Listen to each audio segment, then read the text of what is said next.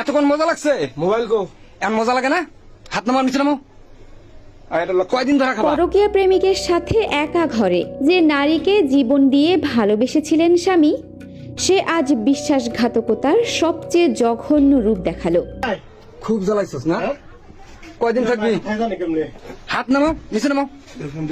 হাতটা নিচে নামাও। একটি বিশেষ দিন ছিল সেদিন। স্বামী ভেবেছিলেন আজ অফিসের কাজটা একটু আগে ভাগেই শেষ করে দেবেন, যাতে বাসায় ফিরে স্ত্রীকে সময় দিতে পারেন, তাকে খুশি করতে পারেন। এত ব্যস্ততার মাঝেও মানুষটি চেষ্টা করেছিলেন সংসারের জন্য, সেই মানুষটির মুখে হাসি ফোটানোর জন্য। কিন্তু সেই মানুষটির কাছ থেকেই তিনি পেলেন জীবনের সবচেয়ে বড় ধাক্কা। হাঁটতে হাঁটতে যখন স্বামী বাসায় পৌঁছালেন, মনে ছিল হাজারো পরিকল্পনা। হয়তো একসাথে বসে চা খাবেন, একসাথে সময় কাটাবেন, কিন্তু দরজার ভেতরে পা রেখেই সবকিছু বদলে গেল। চোখের সামনে যা দেখলেন তা যেন কোনো সিনেমার দৃশ্য নয়, বরং একেবারে বাস্তবের নির্মম সত্য। স্ত্রী, যাকে তিনি প্রাণের চেয়েও বেশি ভালোবাসতেন, যাকে বিশ্বাস করেছিলেন নিজের জীবনের অমূল্য সম্পদ হিসেবে, সেই স্ত্রীকেই তিনি দেখতে পেলেন অন্য এক পুরুষের সাথে অনৈতিক সম্পর্কে লিপ্ত অবস্থায়। মুহূর্তেই যেন পৃথিবীটা থমকে গেল তার কাছে। তার শরীর কাঁপতে শুরু করলো, চোখে জল এসে গেল অবিশ্বাস আর যন্ত্রণায়। এত ভালোবাসা, এত ত্যাগ, সবকিছুর প্রতিদান কি এভাবেই পাওয়ার ছিল?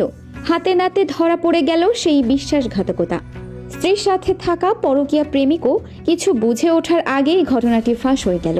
ক্ষুব্ধ স্বামী সেই দৃশ্য নিজের চোখে দেখেই হতভম্ব হয়ে যান। চারপাশে হইচই পড়ে যায়। মুহূর্তের মধ্যে খবরটি ছড়িয়ে পড়ে পাড়া প্রতিবেশীদের মাঝে। অনেকে দৌড়ে আসে ঘটনাস্থলে, কেউ ছবি তোলে, কেউ ভিডিও করে। কিছুক্ষণের মধ্যেই সেই ভিডিও সামাজিক যোগাযোগ মাধ্যমে ছড়িয়ে পড়ে, ভাইরাল হয়ে যায় চারদিকে। রংপুর জেলার এই ঘটনাটি মুহূর্তেই চাঞ্চল্যের সৃষ্টি করে।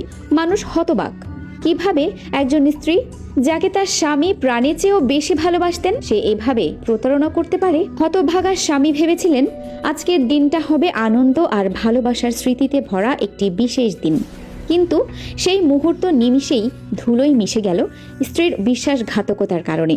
এমন এক নির্মম বাস্তবতা যা আমাদের সমাজে ক্রমশ বাড়ছে।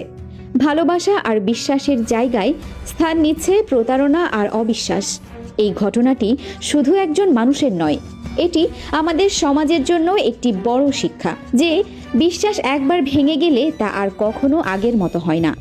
ভালোবাসা কেবল মুখের কথা নয়, এটি দায়িত্ব আর বিশ্বাসের বন্ধন, আর সেই বন্ধন একবার ভাঙলে আর কখনো জোড়া লাগে না।